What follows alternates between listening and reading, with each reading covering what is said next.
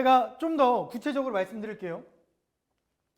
지금 고교학점제, 그 고교학점제인데 고교학점제에 대해서 더 이상 의심하지 마세요. 뭐냐면 이 시행에 대해서 할 거야 말 거야, 이 논란은 이미 끝났습니다. 제가 이거의 역사를 말씀드릴게요. 이 질문도 되게 많이 나와요. 뭐냐면 근데 고교학점제 윤석열 정부 뒤에 또 다른 진보 정부가 들어오면, 또 다른 보수 정부가 들어오면 여러 가지의 표 때문에 입시 정책이 바뀌고 하는 거 아닌가요? 라고 얘기하는데요. 먼저 확실하게 말씀드릴게요. 이 진로와 직업이라는 과목은요, 김대중 정부에서 먼저 시작이 됐어요. 김대중 정부에서 먼저 시작이 됐고요.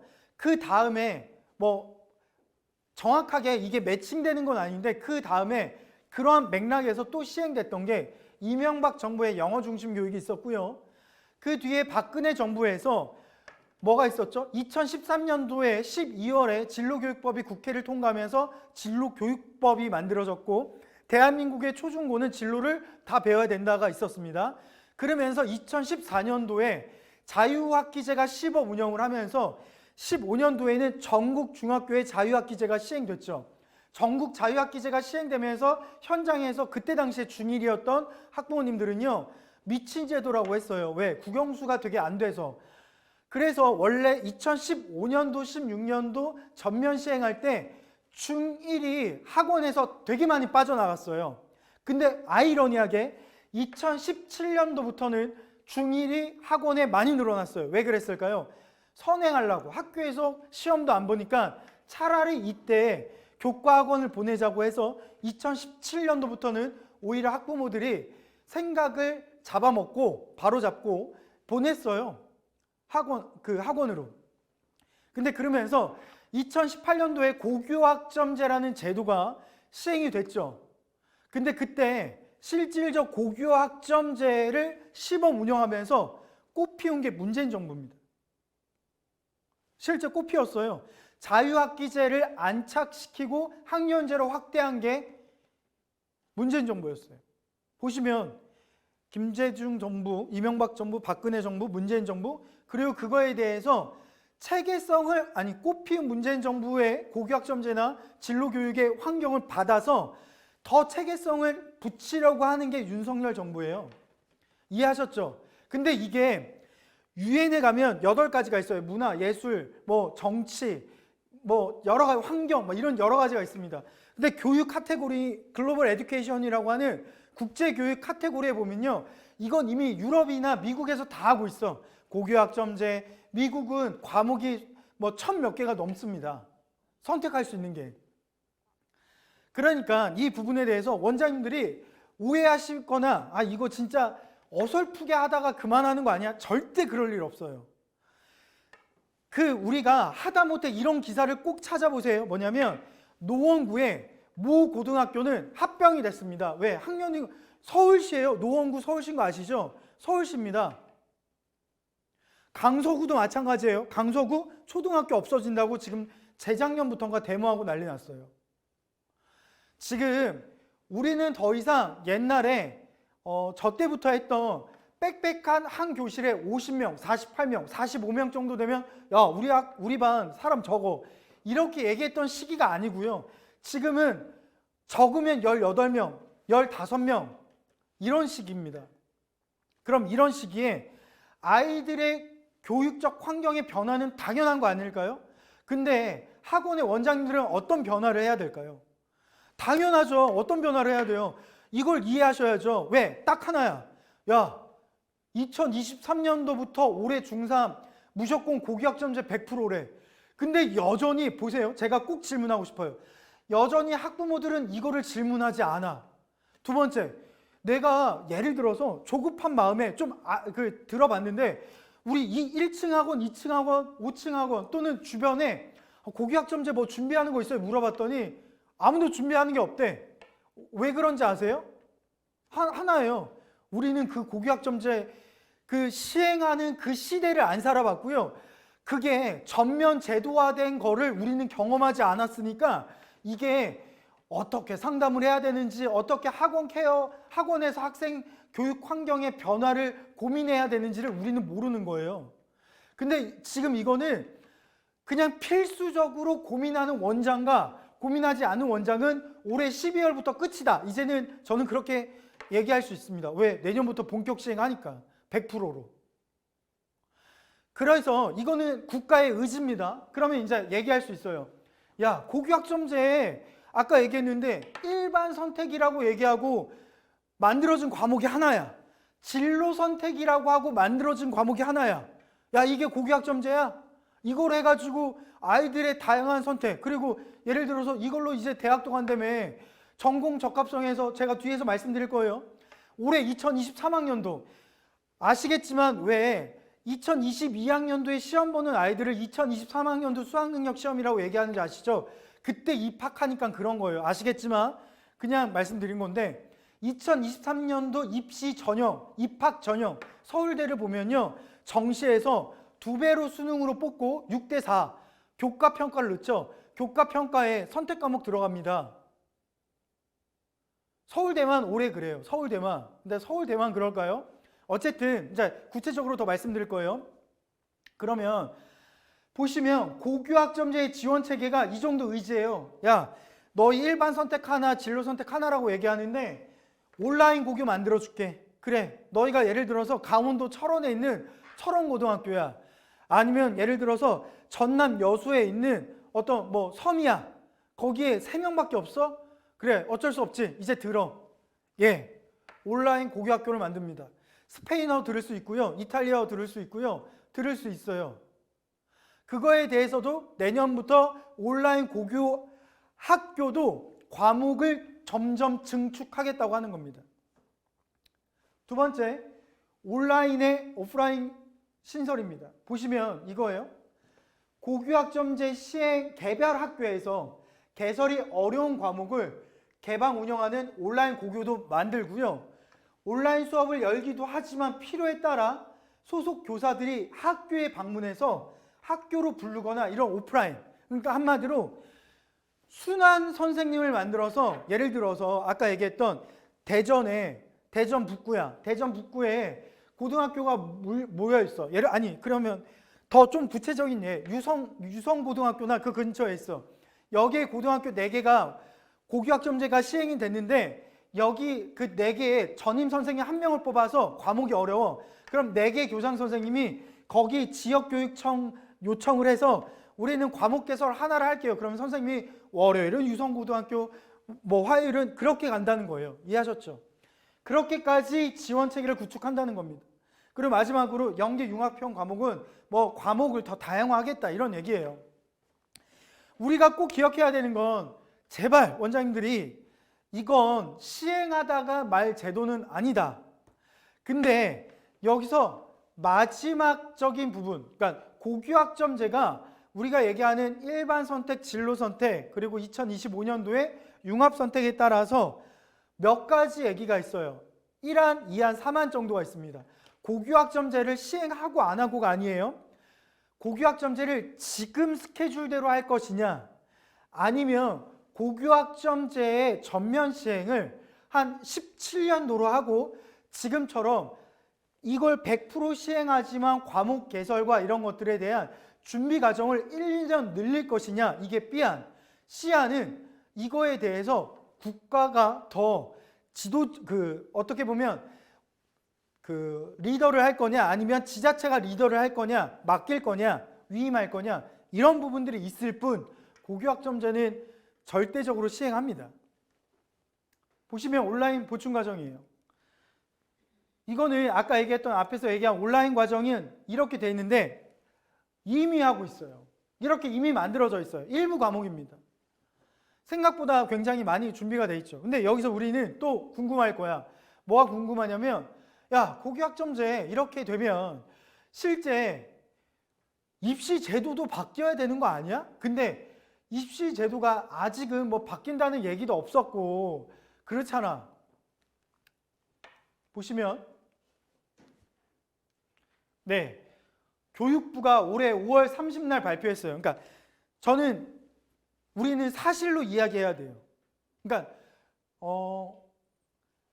그런가 보다, 그렇게 바뀔 것이다, 바뀔 경향이 있다, 그러면 안 되고요. 교육부가 어떻게 발표했고 언제부터 하고 실질적으로 우리가 정부가 어떤 의지를 가지고 어떻게 했는지를 알아야 됩니다. 이건 그런 페이지고요.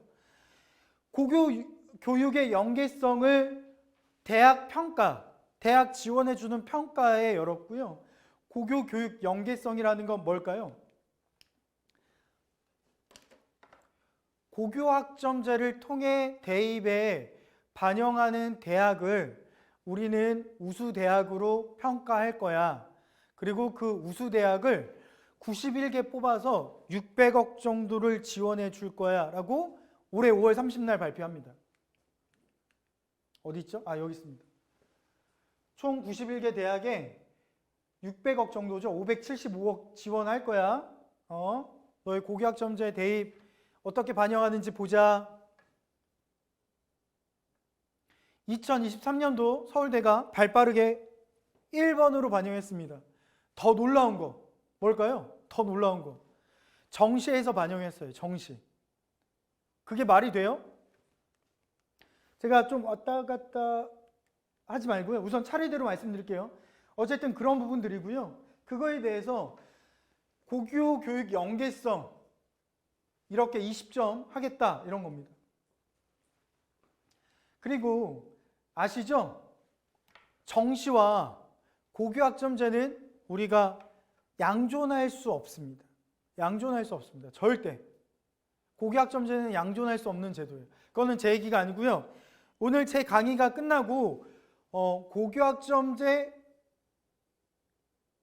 수능 또는 고교학점제 정시 이렇게 쳐보십시오. 그러면 많은 유수한 컬럼의 그 교육 전문가들 분께서 10이면 9이 얘기합니다. 그러니까 고교학점제를 그러니까 문제가 있다라고 지적하는 교육 전문가조차도 이야기하는 게 고교학점제와 수능은 양존할 수 없어요. 정시 제도는 지금처럼은 변화가 있어야죠. 그리고 이거는 올해 6월 달에 나온 거예요. 대기업 총장. 대학 총장들 대상으로 133개 중 90개 총장으로 했는데 당연히 학생부 종합전형을 60%까지 늘릴 거다. 이건 당연하죠.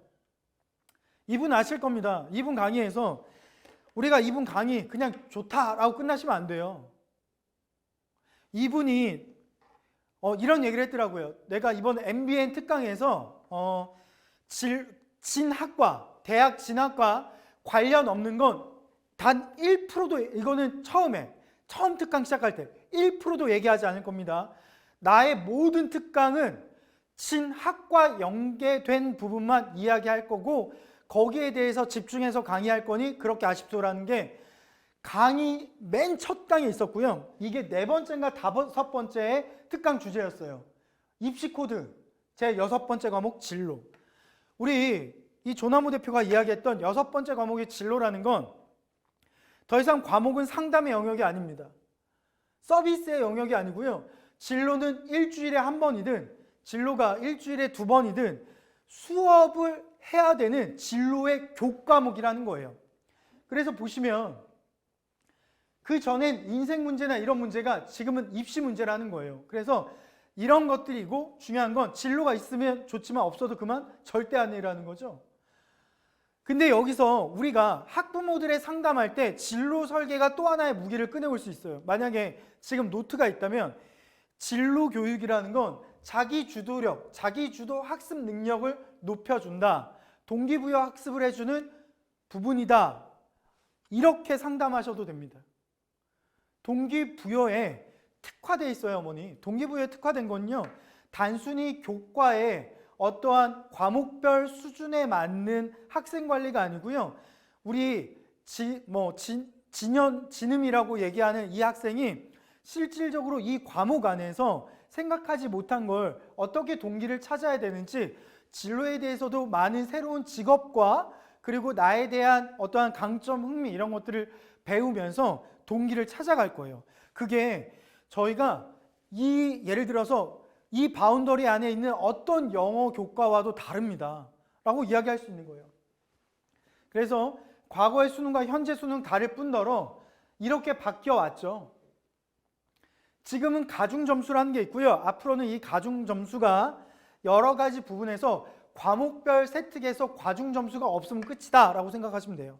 그러니까 이거는 우리가 수시도 얘기하는 거예요. 수시도. 이건 정시 얘기지만 수시도 과목별 세특이 써있지 않으면 가중치가 없고 가중치가 없으면 대학을 못 간다 생각을 하면 돼요. 그래서 지금은 선택 과목에 따라서 합격 불합격이 된다고 아까 얘기했던 조나무 대표가 이야기한 건데요. 저도 이야기하는 거예요.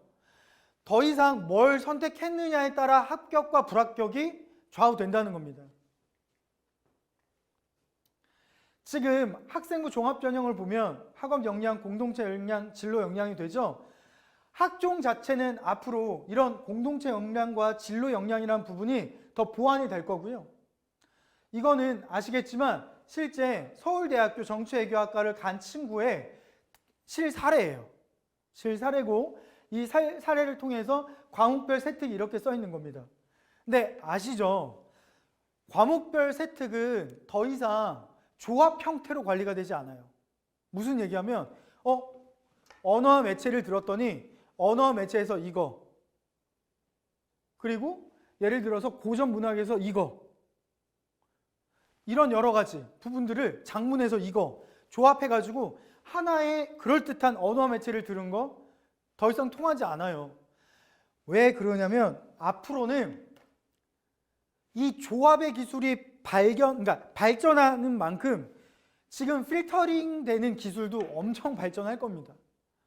얘가 똑같아요. 몇 개의 조합을 가지고 있어? 이거 지가 쓴 거 아니네? 이렇게 되는 거예요. 그럼 결국 어떻게 해야 되냐면 이 친구는 정말 자기 이야기를 해야 돼요. 근데 그 이야기를 자기가 하지 않으면 어떻게 될까요? 절대 못 씁니다. 마찬가지예요. 이런 것들이고요.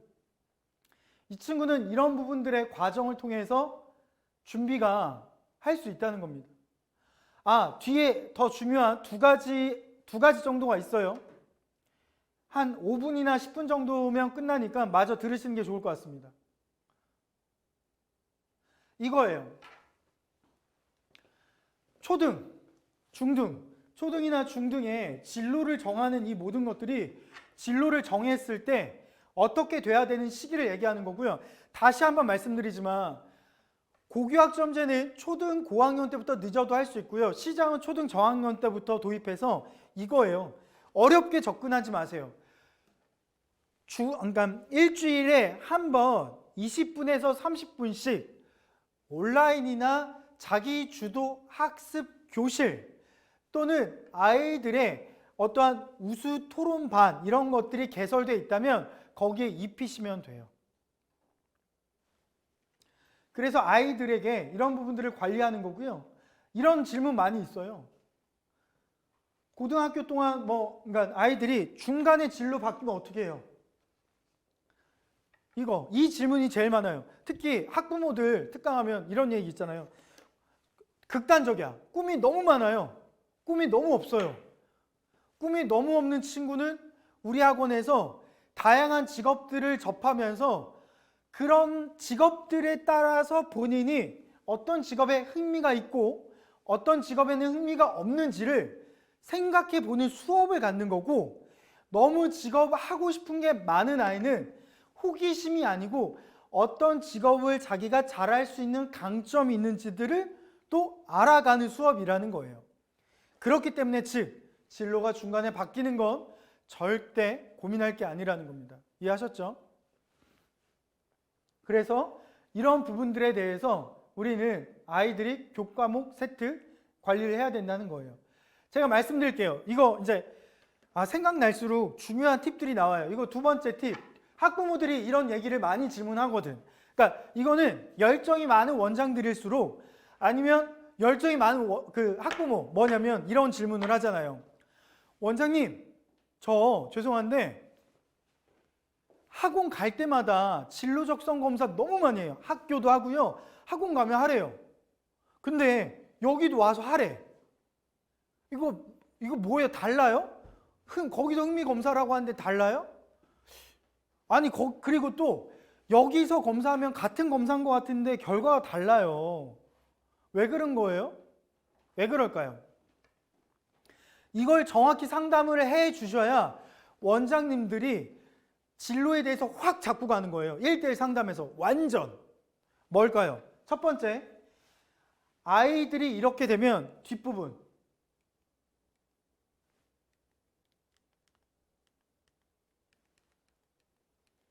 페이지가 잘린 것 같으니까 제가 구두로 설명하겠습니다. 뭐냐면 진로 성숙도라는 게 있어요. 진로 성숙도. 어떤 거냐면 예를 들어서 가치관 검사, 흥미 검사, 아니면 능력 검사 이런 부분들이 있거든요. 근데 그런 검사들을 할 때 어떤 게 있냐면 얘가 그날 컨디션이 좋거나 엄마한테 칭찬을 듣거나 성적을 받았는데 뭐가 좋거나 용돈을 받았어. 그러면 얘가 검사를 성심성의껏 열심히 해. 근데 그날 친구랑 싸웠던가 학교에서 혼났던가 막 그래. 아무거나 해. 그러면 같은 학생이고 같은 진단 검사지만 결과가 같을까요? 틀릴까요? 틀립니다. 즉 그날의 컨디션에 따라 이 친구의 검사 결과는 그날에 따라 다를 수 있습니다.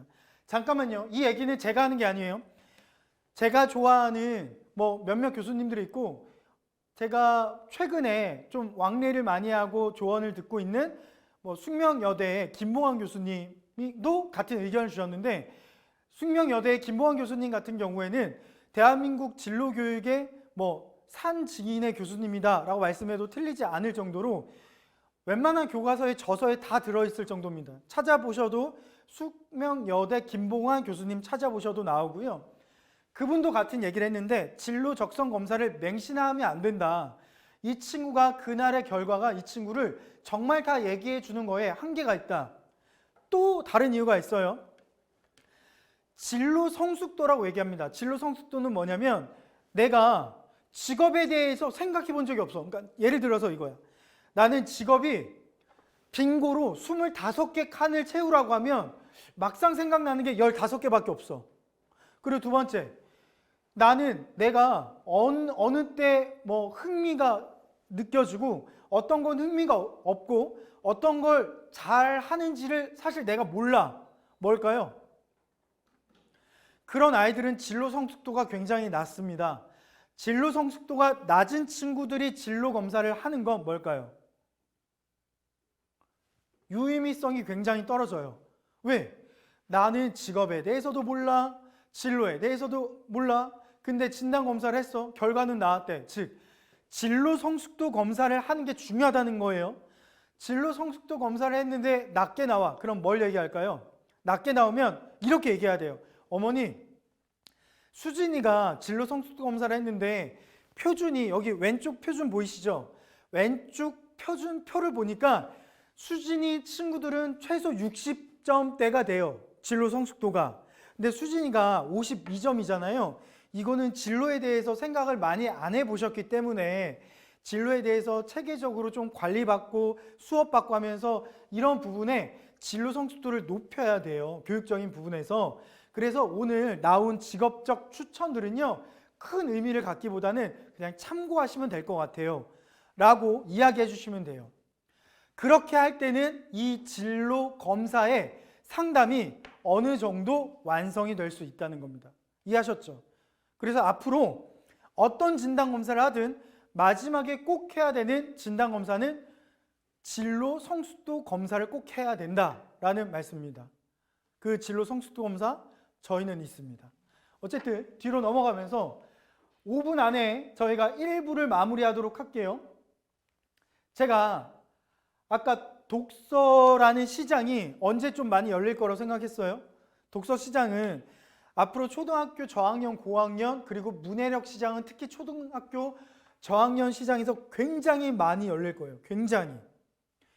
앞으로는 미디어의 발달이 너무 빠르고 미디어의 노출이 너무 어린 나이에 되기 때문에 학생들이 어떠한 문법적인 거나 독해적인 부분, 문해적 부분이 약해질 수 있다는 거고, 그렇게 됐을 때 이 친구들이 책 하나를 읽기가 너무 어려워지고 오히려 책 하나를 읽기 어려워질 때 아이러니하게 이런 미디어에 노출이 됐는데 미디어를 이해 못합니다.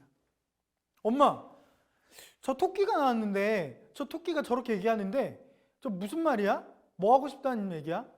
오히려 문해력과 이해력과 이런 것들이 점점 떨어진다는 거예요. 당연히 그래서 문해력과 독해력과 미디어가 발달될수록 굉장히 커질 수밖에 없다는 거예요. 이해하셨죠? 그래서 그런 부분이 준비되어 있다면 아마 우리 원장님들은 굉장히 도움이 될 거고요. 이거 마지막 팁입니다. 이것까지만 이야기하고 마무리할 거예요.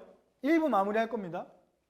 보시면 우리가 이제 이거 여기부터 보시면 돼요. 이것만 보면 돼요.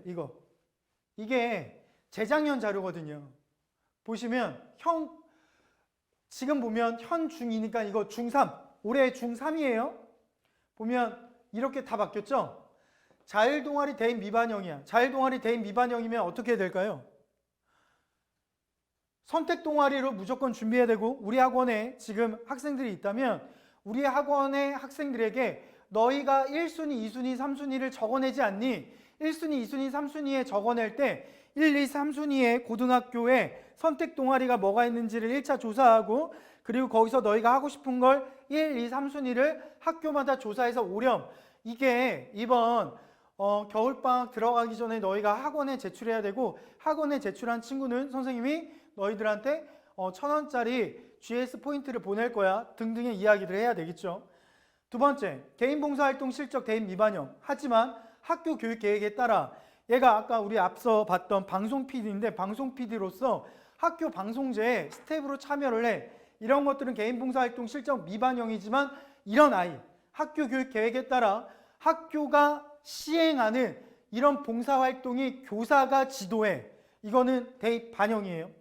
그리고 수상경력과 독서활동은요, 자율활동과 진로활동에 다 녹일 수 있습니다. 이 부분에 따라서 제대로 된 정보를 가지고 학부모님들을 상담해야 된다는 거예요. 그래서 우리가 여러 가지 이런 부분들을 좀 말씀드리면서 중요한 거, 이런 세특이나 이런 게 앞으로는 독서가 중요하고 독서 시장은 초등학교, 이런 부분들이 앞으로는 핵심이 될 거다, 이런 말씀을 먼저 하면서 1부는 잠깐 마치도록 하겠습니다.